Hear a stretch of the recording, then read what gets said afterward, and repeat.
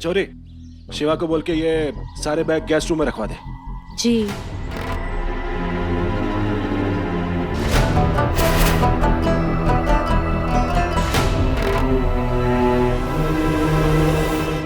Summer, चल तड़े घर दिखाता हूँ अपना, चल। वैसे बिजनेस की प्लानिंग कैसे चल रही है अपनी?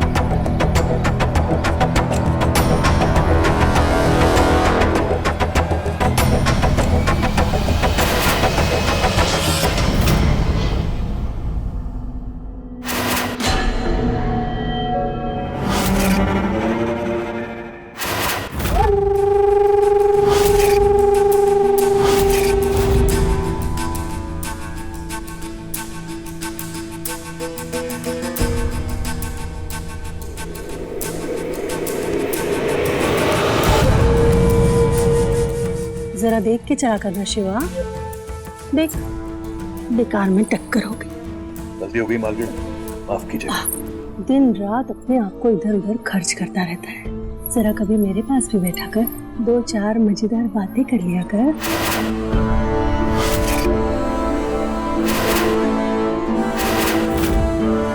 खेतों से बोरियां ही हैं, मैं देखा था।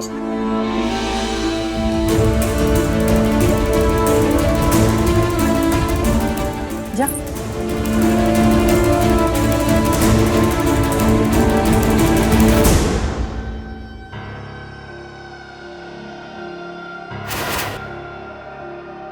अशरफी, ये घर के कोने में इतनी धूल कैसे छूट गई है? तन्ने पता है ना कि मैं घर के किसी कोने में धूल बर्दाश्त नहीं करती।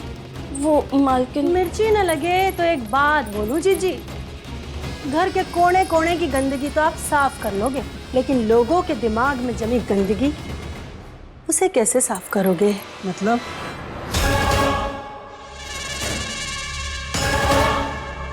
जय का दोस्त समर कुछ दिन अटैच रहने वालों है।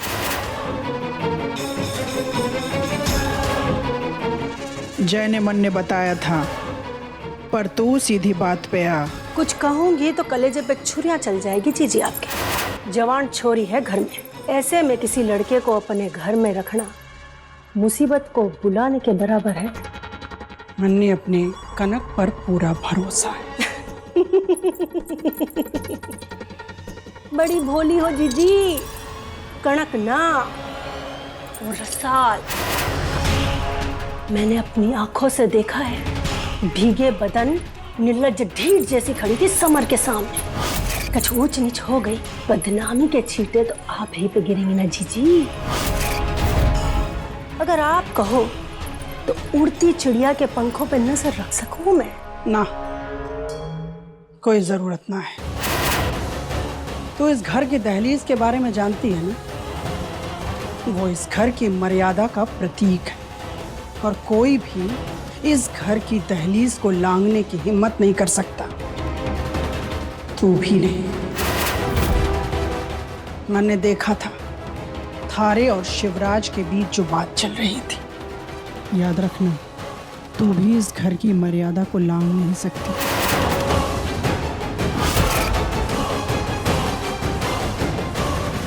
जीजी, बरसों से विधवा हूँ, और वो भी आपके पति के कारण। नजर इधर उधर चली गई होगी, पर मन में कुछ ना है मेरे।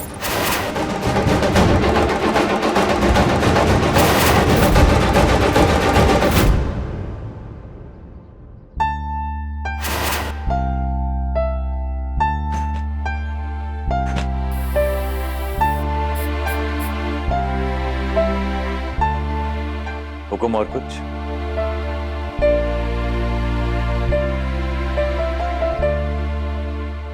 ये तुम्हारी टिप। धन्यवाद। अरे रख लो, मैं अलग थोड़ी ना हूं थारे छोटे मालिक से। प्यार से दे रहा हूं, रख लो। हुक्म। राणा मालिक साहब और हमारे बापू साणे मन ने सिखाया था कि मेहनत के बदले पैसे मिले तो कमाई कहलाती है, और उसके ऊपर जो मिले वो आपकी कीमत लगाई जाती है। और मन ने मेहनत की कमाई की आदत है।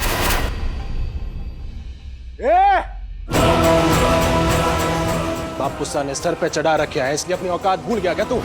अरे बापू सा जब ज्ञान बांट रहे थे तब तने ये नहीं सिखाया क्या कि मालिक को ना नहीं बोलते हैं? नहीं सिखाया क्या तने? छोटे मालिक, आप हमारे बापू साहब के बारे में कुछ ना कहेंगे तो आपके लिए अच्छा होगा। ये अकड़ किसी और के सामने दिखाना। थारे जैसे सड़क छाप लोगों के माँ बाप भी सड़क छाप ही हुए हैं, जो पैदा करके छोड़ दे अपने सड़क छाप बच्चों को, ताकि वो माने जैसे लोगों के यहाँ नौकरी कर सके।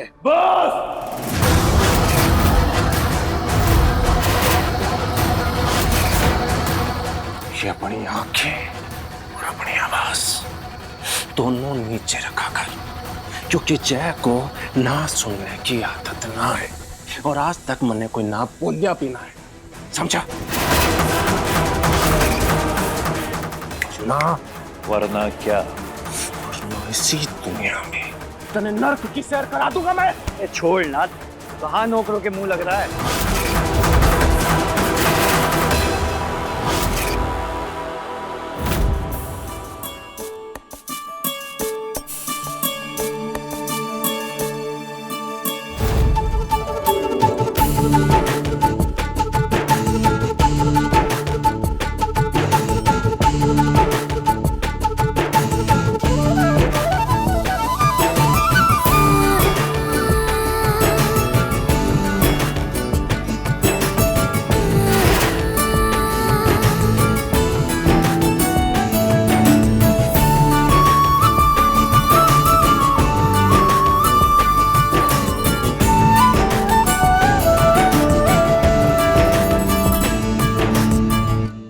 ये लड़की कौन है?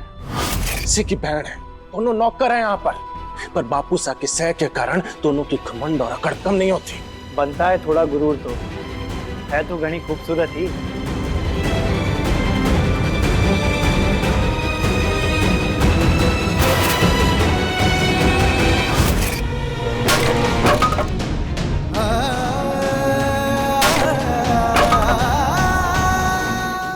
जैसे सड़क छाप लोगों के माँ बाप भी सड़क छाप ही हुए हैं, जो पैदा करके छोड़ दे अपने सड़क छाप बच्चों को, ताकि वो माने जैसे लोगों के यहाँ नौकरी कर सके। ये गाँव छोड़ के चलो चलो चलो चलो चलो, और आज के बाद या कभी लौट के वापस ना आई।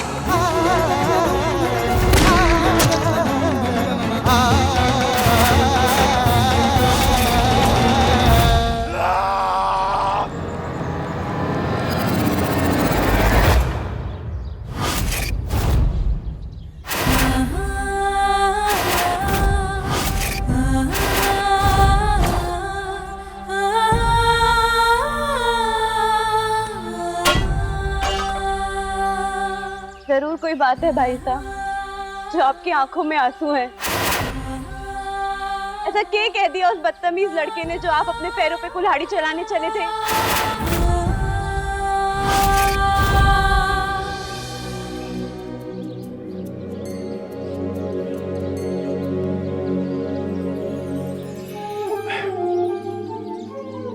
कोई बात ना है रसाड़, बेकार हमारी चिंता करती है रे तू।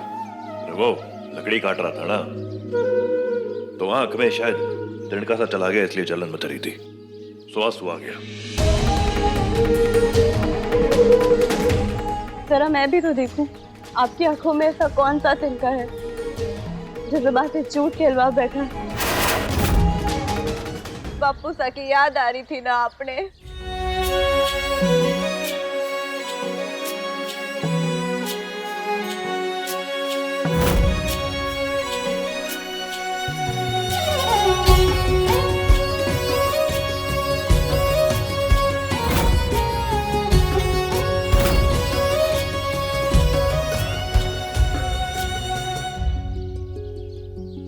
दीपक ज्योति जैसा बंधन, तेरा मेरा रक्षा बंधन।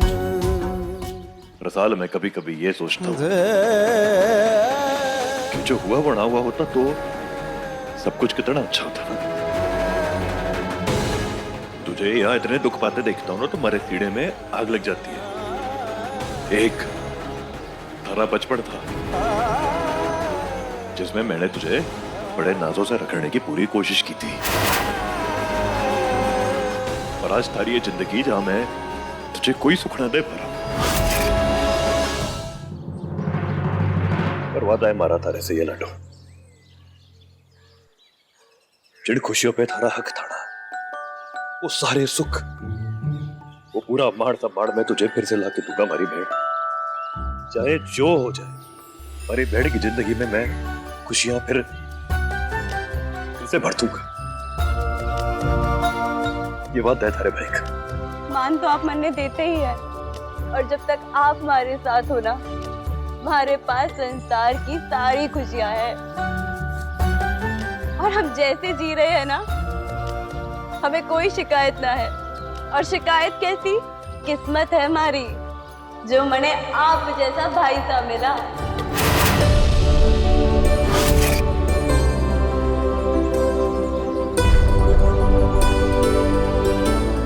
किस्मत वाला मैं भी हूं। एक बात कहूं भाई साहब, आप बापू सा को याद करके दुखी ना हुआ करो। फूली मासा अपनी इशारों वाली भाषा में कहा करती थी, जो हमको छोड़ के चले जाते हैं ना, वो आसमान से हमें देखा करते हैं। ज्यादा चोट ना लगी है मन्ने, मैं ठीक हूँ। पहले तू अपनी चोट का ख्याल रख।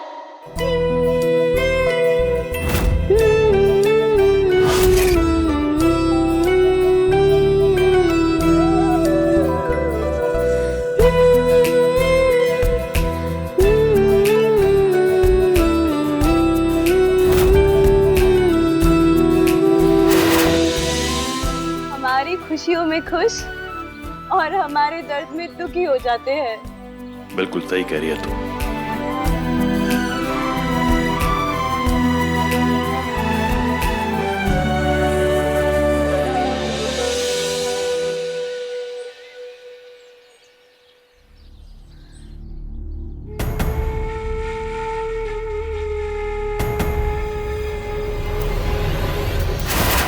आज चाहे जो हो जाए, मन्ने इससे वो काम कराना ही है। तो कितने साल से कोशिश कर रही है चकोरी, पर नतीजा क्या निकला? तो कुछ ना करने वाली मूंग, आज इसने वो काम करना ही होगा।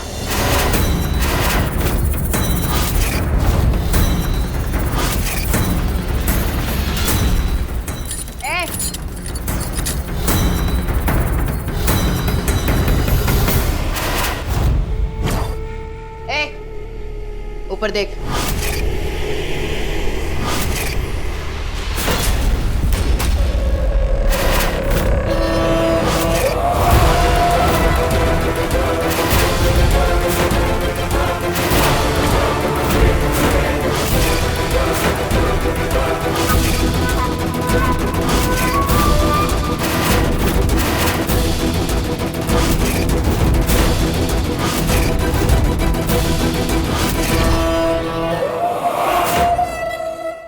मारी फूली, इतना भी के जिद। तुम्हारी बात मान जाएगी ना, तो मैं तने छोड़ दूंगी। क्यों ऐसे मर मर के जी रही है?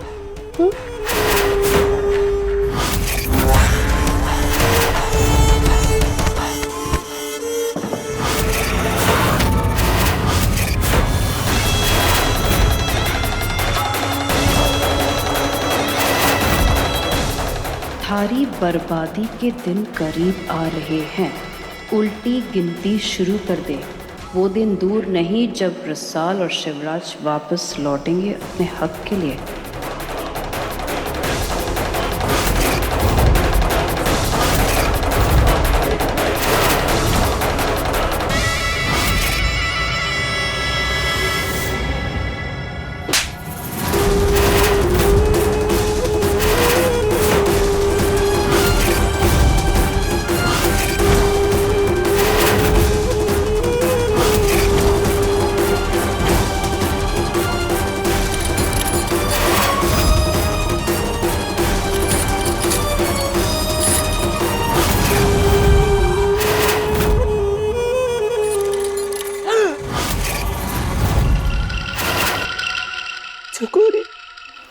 को डर लग रहा है फुल्ली से। यो कह रही है कि थारे को थारे कर्मों की सजा मिलेगी।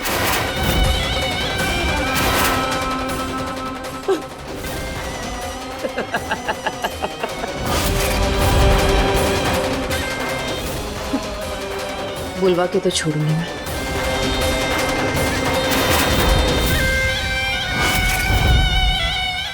मैंने कभी ना सोचा कि तुम ऐसे ही कोई लफंगे हो। अरे पर कल मैं इसलिए चुप थी क्योंकि वो हमारे बापू साहब का मुंह लगा नौकर है। अगर वो कुछ भी बोल देता ना बापू साहब को तो थारा इस गाँव में रहना और हमारा ना इस हवेली से बाहर निकलना मुश्किल हो जाता। नहीं, मैं हमारी पूरी बात सुन। मैं प्रॉमिस कर रही हूँ आज के बाद दोबारा ऐसा कभी ना होगा, बल्कि ना उस शिवराज से थारे पैरों में बैठकर मैं माफी मंगवाऊंगी।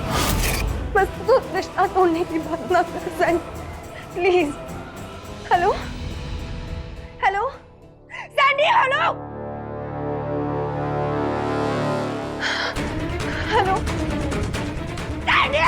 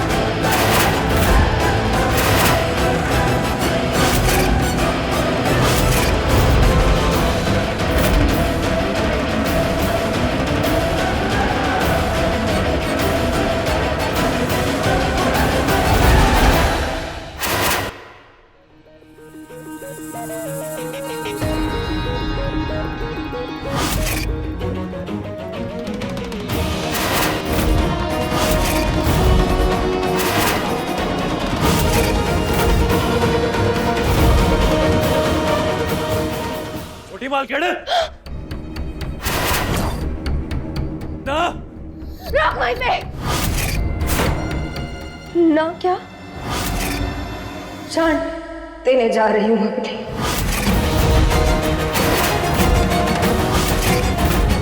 और तुम्हें पता है हमारी मौत का जिम्मेदार कौन होगा? तू।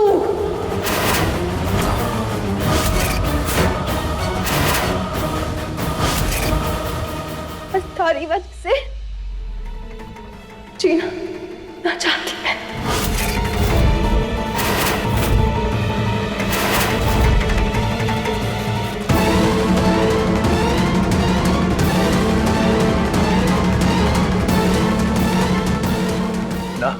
ना मार्केट ना।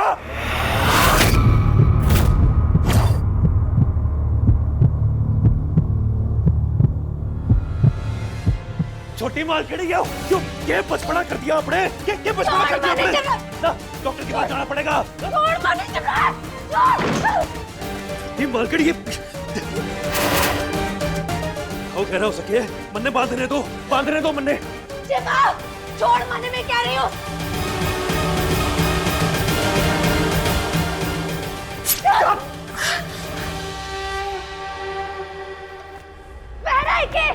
सुनाई ना दे रहा तुमने? छोड़ मने जमराट, मैंने इतनी स्वार्थी कब से हो गई आप छोटी मालकिन? जब माँ बाप ने आपको इतने लाडों से पाला है, एक बार उनके बारे में भी सोच लेती। साबित क्या करना चाहती हैं आप?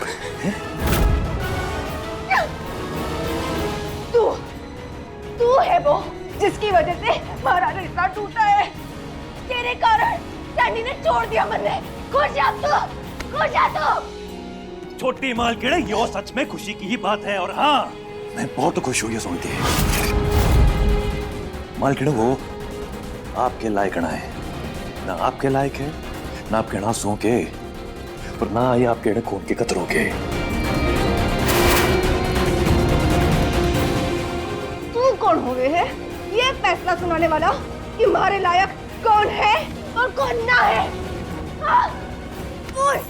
कौन है तू? कौन है तू?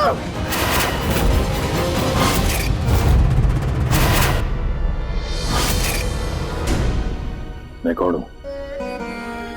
मैं वो हूं जिसकी सोच, वफादारी और ईमानदारी सिर्फ इस घर का भला चाहिए। छोटी मालकिन, मैं अच्छे से जानू कि वो छोरा आपके लायक ना है, और जब हमारी बात पे विश्वास ना हो तो सबूत दे दूं।